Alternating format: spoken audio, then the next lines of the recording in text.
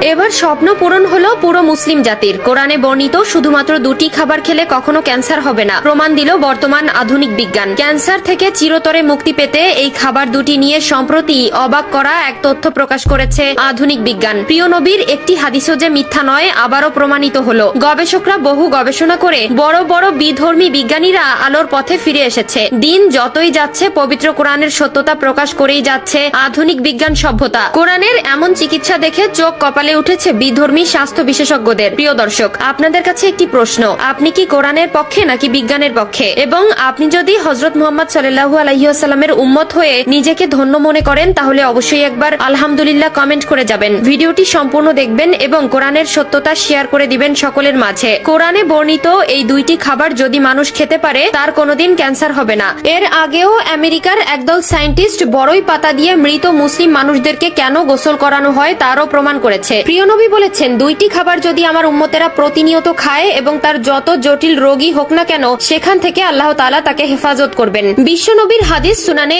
ইবনে মাজাহ 3448 নম্বর হাদিসে বলা হয়েছে, কোন ব্যক্তি যদি প্রতিনিয়ত কালো জিরা খায় ক্যান্সার তো দূরের কথা, মৃত্যু ছাড়া সকল রোগের উপকার হবে। যে ব্যক্তির খাদ্য তালিকায় কালো জিরা থাকবে তার শরীরের সকল ধরনের জটিল রোগ, কঠিন রোগের সেলগুলো ধ্বংস হয়ে যাবে। শুধু তাই নয়, হাদিসের এই কথাগুলোর সাথে আধুনিক